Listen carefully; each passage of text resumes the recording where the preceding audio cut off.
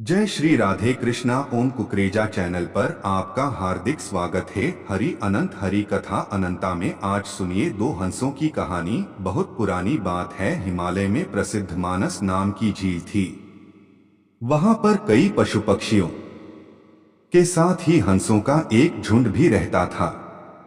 उनमें से दो हंस बहुत आकर्षक थे और दोनों ही देखने में एक जैसे थे, लेकिन उनमें से एक राजा था और दूसरा सेनापति। राजा का नाम था धृतराष्ट्र और सेनापति का नाम सुमुखा था।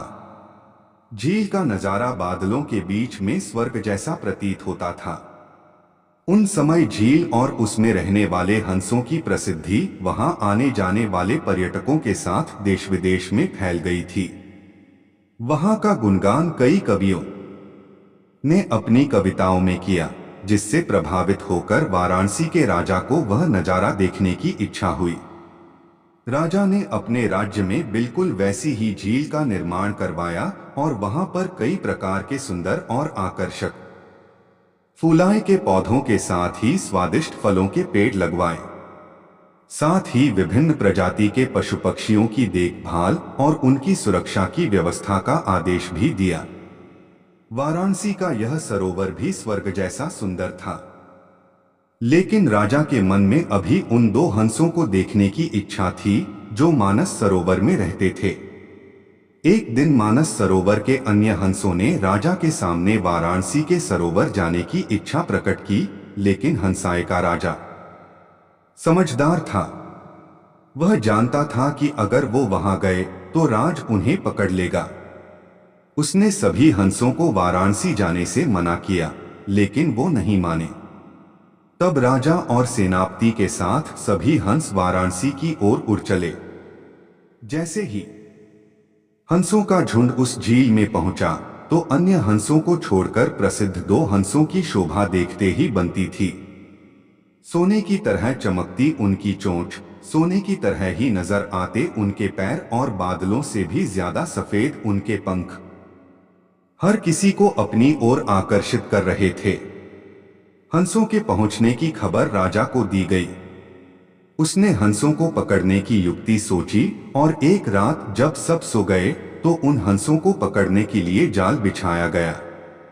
अगले दिन जब हंसों का राजा जागा और भ्रमण पर निकला तो वह जाल में फंस गया। उसने तुरंत ही तेज आवाज में अन्य सभी हंसों को वहां से उड़ने और अपनी जान बचाने का आदेश दिया। अन्य सभी हंस उड़ गए, लेकिन उनका सेनापति सुमुखा अपने स्वामी को फंसा देखकर उसे बचाने के लिए वहीं रुक गया। इस बीच हंस को पकड़ने के लिए सैनिक वहां आ गया। उसने देखा कि हंसों का राजा जाल में फंसा हुआ है और दूसरा राजा को बचाने के लिए वहां खड़ा हुआ है। हंस की स्वामी भक्ति देखकर सैनिक बहुत प्रभावित हुआ और उसने हंसों के राजा को छोड़ दिया। हंसों का राजा समझदार होने के साथ साथ दूरदर्शी भी था। उसने सोचा कि अगर राजा को पता चलेगा कि सैनिक ने उसे छोड़ दिया है तो राजा इसे जरूर प्राणदंड देगा। तब उसने सैनिक से कहा कि आप हमें अपने राजा के पास ले चलें। यह सुनकर सैनिक उन्हें अपने साथ राज दरबार में ले गया। दोनों हंस सैनिक के कंधे पर बैठे थे। हंसों को सैनिक के कंधे पर बैठा देखकर हर कोई सोच में पड़ गया।